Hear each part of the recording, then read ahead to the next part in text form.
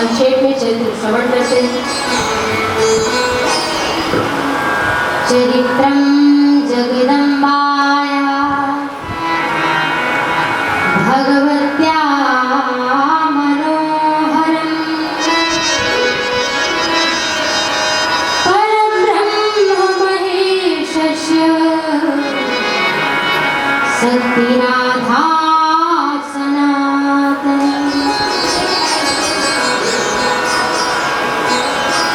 जगदम्बा माँ का चरित्र अथाह है, अपार है।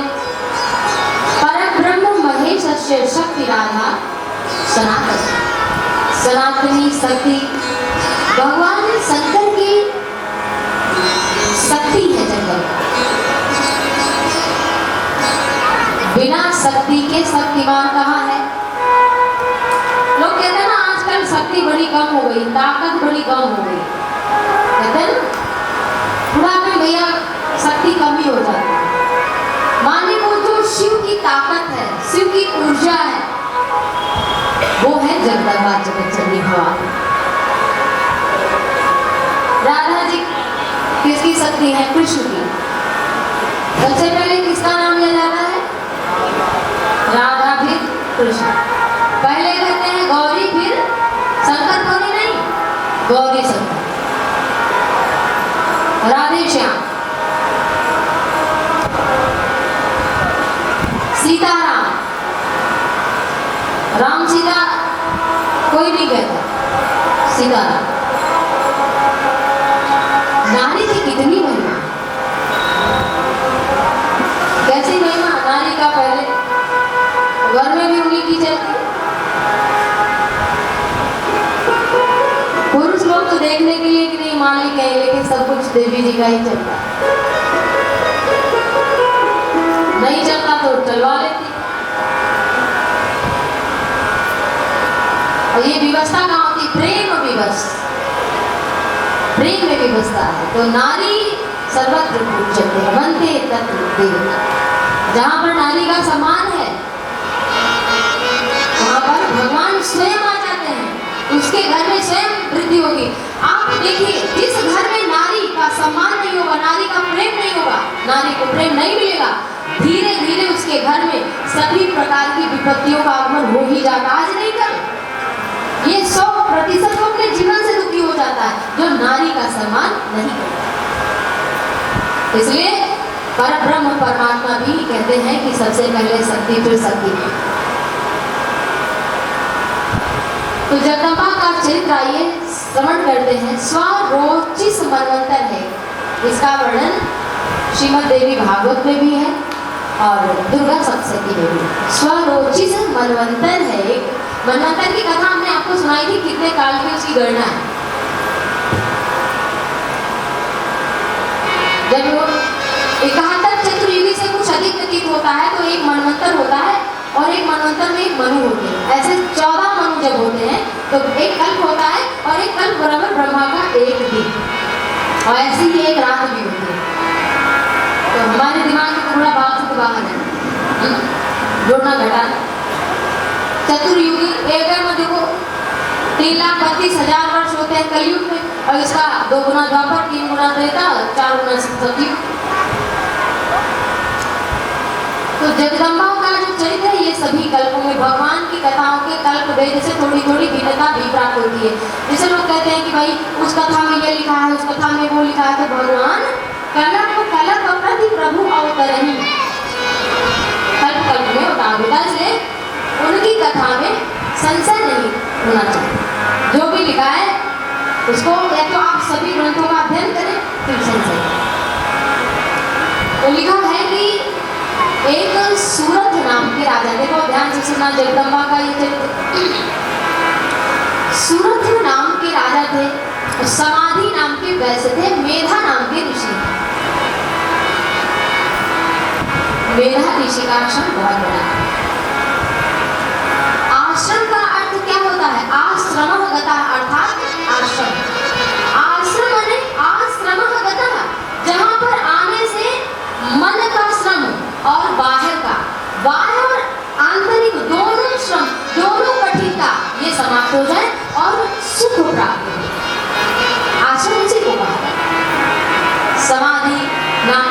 सूरत नाम के राजा, सरोचिष मनवंतर के राजा थे सूरत। उनको राजाओं ने घेर कर उनका राज्य छीन लिया। बेचारे जंगल जंगल घूमते हुए मेधा ऋषि के आश्रम आ गए। वहीं पर समाधि नाम के वैश्य भी आए। राजा का राज्य छीन लिया था और जो वैश्य थे धन नहीं बचा तो पत्नी और पुत्रों ने भी तिरस्कार कर दिया। धन जब तक है तब तक बेटा बहू सभी प्यार करते हैं, माता पिता सभी। धन नहीं है तो कोई किसी का नहीं। स्वार्थी लोग ऐसे होते।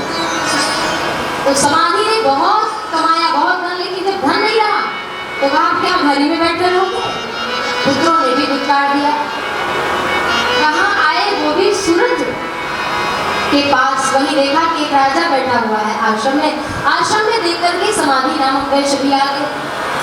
मेधा ऋषि आए, उन्होंने परिचय पूछा तो बताया कि मैं आपका राजा था, अब कुछ नहीं, बड़ा दुख है हमारे जीवन में। समाधि ने भी कहा कि हमें परिवार ने धिक्कार कर भगा दिया। दोनों रुके। मेधा ऋषि ने कृपा करके उनको जगदम्बा का पवित्र सुंदर चरित्र सुनाया। कहा कि जब कल्प का अंत हो जाता है, सृष्टि प्रलय में विलीन हो जाती है, तो भगवान श्री हरि विराजमान रहते हैं। और निद्रा देवी चातुर्मास जो चल रहा है, भगवान शयन कर रहे हैं, भगवान शयन कर रहे हैं। निद्रा देवी ने बड़ी तपस्या की थी और भगवान ने कहा निद्रा देवी से कि वर मांगो, तो कहा हम आपके पास रहना चाहते हैं। तो भगवान ने कहा कितने दिन, कहा 4 महीने। तो वही निद्रा देवी 4 महीने तक भगवान के नेत्रों में बैठी रहती है, उनके साथ रहती है, इसलिए चातुर्मास लगाया। चातुर्मास इसीलिए प्रारंभ हुआ। तो दोनों को कथा जगदम्बा की सुनाई कि भगवान विष्णु नाभि कमल से ब्रह्मा, और ब्रह्मा जी जब प्रकटे तो चारों तरफ जल ही जल था, कुछ ही नहीं। भगवान विष्णु के कान से मैल निकला थोड़ा सा, उससे मधु कैटभ नामक दैत्य उत्पन्न हो गए। ऐसे विशाल की आकाश तक लग रहा था स्पर्श कर रहे हैं। ब्रह्मा जी के पास आ गए, बोले अरे उतर यहाँ से, तू कैसे बैठा है, हमसे युद्ध कर। ब्रह्मा जी डर गए। भगवान विष्णु को आकर के जगाने लगे। विष्णु भगवान के नेत्रों में थी निद्रा देवी, भगवान कैसे जगते। निद्रा देवी जगदम्बा की स्तुति की, जो तामसी देवी रूप में है। निद्रा को तामसी माना जाता है, तो तामसी देवी की स्तुति की। और वो देवी जब नेत्रों से निकली तो भगवान श्री हरि उठकर बैठ गए। क्या हुआ, कहा वो मुझे मारने के लिए आ रहे तो। फिर भगवान ने लिखा है कि 5000 वर्षों तक विष्णु से भगवान नारायण से युद्ध करते रहे। भगवान से कहा उन्होंने, अभिमान में दैत्यों ने, जिनके भीतर अभिमान है वो समझो राक्षस है। इनमें इतना अभिमान था, भगवान से ही बोले वर मांगो। भगवान ने कहा तुम्हारी मृत्यु कहाँ होगी, कहा कि आपके जगह पर, आपके चरण पर। तो भगवान ने उनका अपने चरणों पर ही वध किया और उन्हें मोक्ष प्राप्त हुआ। कहा ऐसी देवी का अगर कोई वध की कथा सुनता है, जगदम्बा जगत जननी ने दैत्यों को मोहित किया था, इसीलिए वो अभिमान में आए और भगवान विष्णु ने उनका वध किया। इस कारण माँ जगदम्बा की ये जो कथा है, जो भी श्रवण करता है वो भोग और मोक्ष प्राप्त करता है। साथ ही साथ नवरात्रि के व्रत की बड़ी महत्ता बताई गई है। नवरात्रि व्रत 9 दिन का तो होता ही है। प्रथमम शैलपुत्री च, द्वितीयम ब्रह्मचारिणी, तृतीयम चंद्रघंटेति कूष्मांडेति, चतुर्थम पंचमम स्कंदमातेति, षष्ठम कात्यायनीति च, सप्तमम कालरात्रिति, महागौरीति चाष्टमम, नवमम सिद्धिदात्री च, नव दुर्गा प्रकीर्तिता। ये 9 देवी हैं, इनकी उपासना नवरात्रि में अवश्य करना चाहिए। नवरात्रि 4 होते हैं। बहुत से लोग 2 ही नवरात्रि को जानते हैं। एक चैत्र नवरात्रि और दूसरा शारदीय नवरात्रि। जो पितृ पक्ष के बाद आता है फिर शारदीय नवरात्रि आश्विन मास में। लेकिन ये दोनों ही 4 नवरात्रि हैं। एक शारदीय नवरात्रि, एक चैत्र नवरात्रि, एक आषाढ़ नवरात्रि जो अभी अभी पूरी हुई, और एक माघ की नवरात्रि आती है। 4 नवरात्रि आती है। माघ और आषाढ़ की नवरात्रि तंत्र मंत्र की विद्या के लिए होता है। रात्रि के समय देवी की उपासना करते हैं तांत्रिक लोग और देवी की सिद्धि करते हैं। इन दिनों में भी पूजा अवश्य करनी चाहिए जगदम्बा की। नवरात्रि व्रत 9 दिन का होता है, लेकिन देवी भागवत में लिखा है यदि कोई 9 दिन ना कर पाए तो उसे 3 दिन जरूर करना चाहिए। 3 दिन अवश्य। अष्टमी तिथि को व्रत जरूर करना चाहिए। माँ जगदम्बा को बिल्व पत्र कोमल चढ़ाकर उसमें नवान्न मंत्र लिखकर ओम ऐं ह्रीं क्लीं चामुंडाय विचे, इस मंत्र को लिखकर कोमल पत्ते जो होंगे उनको चढ़ाने से माँ शीघ्र प्रसन्न हो जाती है। और जिनके विवाह में देरी हो रही है या जिनका दाम्पत्य जीवन थोड़ा बिखर गया है, ऐसी कन्या या ऐसी नारी जो भी है जिनका विवाह नहीं हो रहा है, उन कन्याओं के लिए और जिनका विवाह हो चुका है, दाम्पत्य जीवन अच्छे से नहीं चल रहा है, उनके लिए भी नवरात्रि के षष्ठी तिथि को, छठे नवरात्रि को माँ की उपासना करें। लाल फूल चढ़ाएं, गुड़हल का फूल तो जरूर चढ़ाएं, या लाल कनेर। एक सफेद कनेर होता है लंबा, एक पीला होता है और एक थोड़ा सा लाल होता है, नारंगी थोड़ा सा लाल कनेर। वो माँ जगदम्बा को सबसे अधिक फूल माना जाता है, उसको चढ़ाएं। शहद का भोग लगाएं। चांदी का पात्र हो तो चांदी के पात्र का प्रयोग जरूर करें, चांदी का पात्र। इससे जो है पत्नी के प्रति प्रेम उत्पन्न होता है और गृहस्थ जीवन बहुत सुंदर चलता है। मंत्र कात्यायनी महामाई मंत्र का जप करना चाहिए। महायोगी अधीश्वरी और नंद गोप सुतम देवी पति में उठते हैं। ये देखिए भागवत का मंत्र है, लेकिन सिद्ध मंत्र है विवाह इत्यादि के लिए।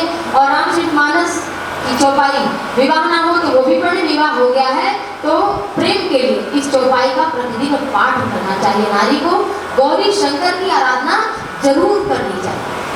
हर नारी को, चाहे विवाहिता हो चाहे कन्या, सुंदर पति चाहिए तो भोलेनाथ की उपासना करो, प्रेम चाहिए तो गौरी शंकर की उपासना करो, प्राणी मात्र में भी प्रेम चाहिए तो गौरी शंकर की उपासना करनी आवश्यक है। आइए इसी जगदम्बा की स्तुति हम भी श्रद्धा भक्ति भाव से करें।